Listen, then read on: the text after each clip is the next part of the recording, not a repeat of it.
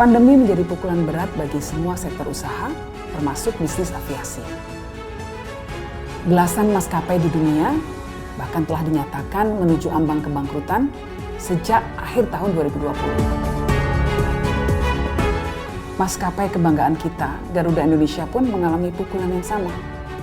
Pendapatan menurun drastis, sementara biaya-biaya masih sangat tinggi. Lalu bagaimana caranya agar Garuda bisa bertahan di tengah pandemi ini? Garuda Indonesia menjadi salah satu maskapai yang ikut terpukul oleh hantaman COVID-19. Garuda dari awal memang masih sangat terbebani oleh hutang. Sejak pandemi, hutangnya menjadi lebih bertambah lagi. Setiap bulannya bahkan ada penambahan hutang 1 triliun rupiah seiring dengan penundaan pembayaran dan minusnya pendapatan Garuda Indonesia setiap bulannya. Menurut catatan Garuda Indonesia, pada bulan Mei 2021 saja, pendapatan Garuda Indonesia mengalami minus 60 juta dolar Amerika Serikat atau sekitar 860 miliar rupiah. Meskipun mencatatkan pendapatan 56 juta dolar, namun pada saat yang bersamaan Garuda juga harus membayar biaya sewa pesawat sebesar 56 juta dolar, biaya perawatan sebesar 20 juta dolar, biaya aftur 20 juta dolar, dan gaji pegawai sebesar 20 juta dolar Amerika Serikat. Sebagai komisaris independen, saya bersama dengan jajaran komisaris lainnya serta jajaran direksi terus berupaya agar Garuda Indonesia tetap terbang walaupun dalam kondisi yang seperti ini dan tetap memberikan pelayanan terbaiknya. Apalagi selama ini Garuda Indonesia telah banyak menorehkan prestasinya.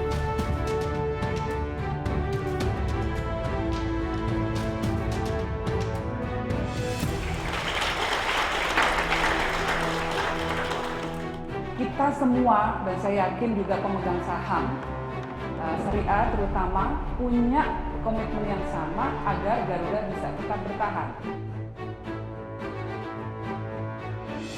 Kita ini punya keinginan, Pak, suntik dong Pak. Terus kata pemerintah, lah duitnya ini buat beli vaksin Mbak. Tentu manusia lebih prioritas dibanding pesawat. Namun inilah yang sedang kita upayakan, gimana ini caranya agar kita bisa tetap mengudara walaupun dengan segala macam keterbatasan.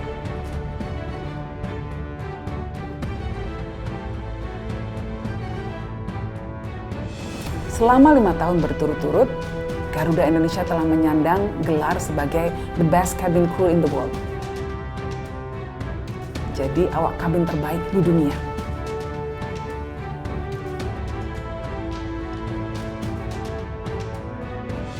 Garuda Indonesia juga dinobatkan oleh Safe Travel Barometer sebagai salah satu maskapai penerbangan global dengan standar protokol kesehatan dan keamanan terbaik di dunia selama masa pandemi.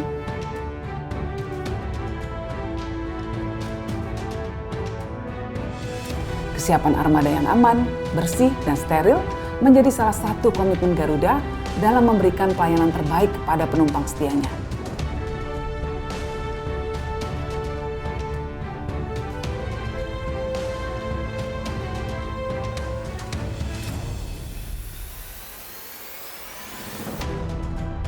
Dan Garuda hebat loh. Sampai saat ini masih bertahan. Ini walaupun komorbid terengah-engah, ya, walaupun udah susah, tetap loh kita terbang. Kita tetap memberikan layanan terbaik. Mbak-mbak dan mas-mas tetap memberikan kehangatan, senyum terhangat, ya, layanan yang terbaik buat masyarakat. Sejak bergabung pada Januari 2020 lalu, saya juga meminta agar Garuda Indonesia terus memperhatikan 3 prinsip dasar dalam tata kelola perusahaan atau good corporate governance, yaitu transparan, ada akuntabilitas, dan profesional.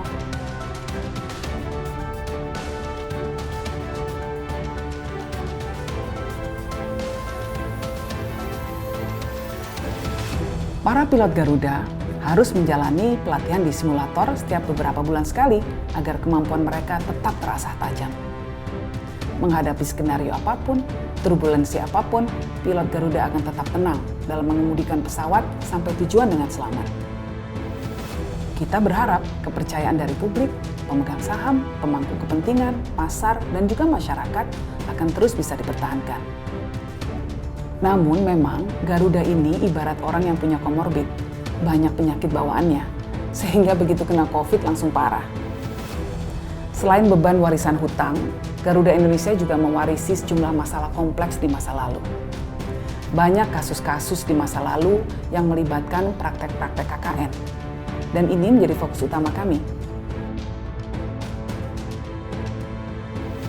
Kami intens bekerja sama dengan KPK, Kejaksaan, Kepolisian, Kemenkumham, dan juga Kemenko Polhukam untuk terus mengawal kasus-kasus berbau KKN dan terus melakukan upaya bersih-bersih di Garuda agar Garuda ke depan bisa lebih efisien dalam biaya sehingga bisa memberikan layanan yang lebih baik lagi.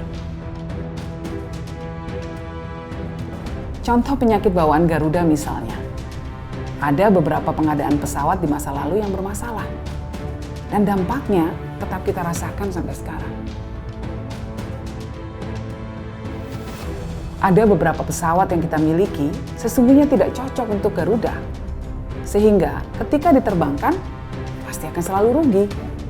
Masalahnya, biaya yang menyangkut pesawat itu adalah salah satu biaya terbesar Garuda. Sehingga efeknya sangat terasa sampai sekarang.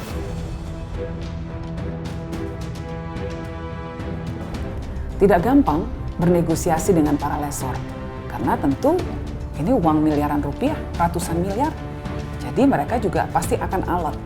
Nah, perlu dukungan, doa, dan juga tambahan semangat dari seluruh masyarakat agar kita bisa sukses memperjuangkan upaya-upaya ini. Bersama Dewan Komisaris dan Direksi, ada sejumlah langkah yang telah kita rancang sebagai upaya penyelamatan Garuda. Ada 4 strategi utama yang coba kita lakukan. Yang pertama adalah melakukan financial restructuring atau restrukturisasi finansial. Kita juga melakukan efisiensi biaya sehingga biaya-biaya bisa ditekan. Berikutnya adalah service enhancement atau pembenahan layanan sehingga masyarakat bisa tetap nyaman terbang bersama Garuda walaupun dalam suasana pandemi. Dan selanjutnya adalah streamlining proses di mana kita melakukan berbagai macam upaya untuk melakukan revamp dan menyederhanakan proses bisnis agar bisa lebih efisien dan juga mampu mendatangkan tambahan pendapatan.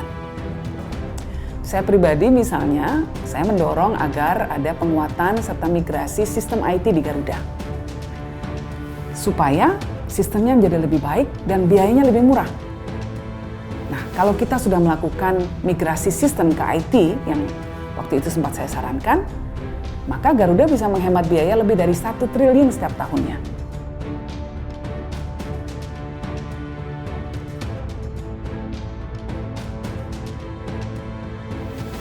Selain restrukturisasi, efisiensi operasional, terpaksa pengurangan gaji karyawan juga terpaksa dilakukan.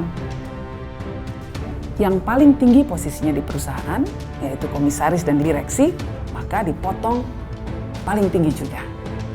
Makin tinggi posisinya, makin besar potongannya. Sementara ground crew atau kru darat misalnya yang pendapatannya tidak terlalu tinggi, maka potongannya jauh lebih rendah secara persentase. Bahkan pada bulan Juni 2021, kami Dewan Komisaris meminta agar pembayaran gaji untuk Dewan Komisaris dihentikan untuk meringankan beban keuangan Garuda Indonesia. Oh ya udah, sudah sacrifice, kamu sudah mengorbankan diri. Ya saya juga berkorban deh. Ya saya juga berkorban, sekarang biaya leasing saya turunin juga.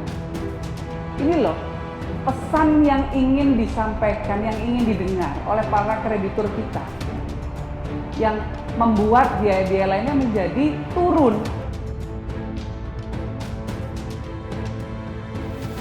Sebetulnya sudah banyak penghematan yang telah berhasil kita lakukan.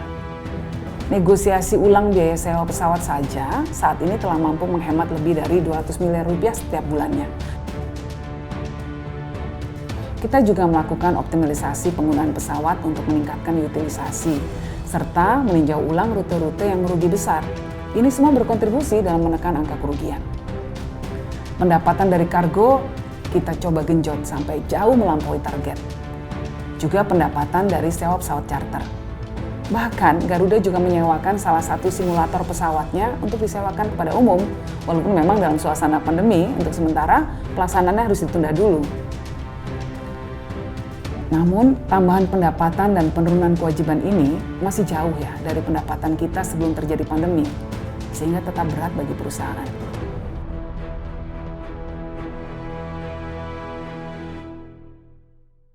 Saya juga terus menyampaikan dukungan moral untuk seluruh kru Garuda, baik para awak kabin maupun para pegawai darat.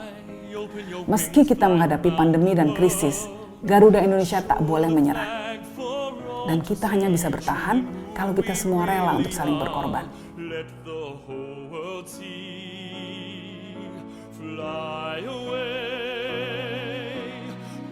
Kita berpikir kalau kita lakukan restrukturisasi, mulai dari finansial, operasional, debt kita, hutang-hutang kita, dicoba di restructure, bisnis model kita mungkin harus kita restructure, caranya seperti apa. Itu adalah untuk memastikan bahwa kita ke depan akan jauh lebih baik lagi. Dalam pandangan saya, Garuda harus tetap terbang. Misalnya pun sekarang istirahat sebentar, ke depan harus tetap terbang.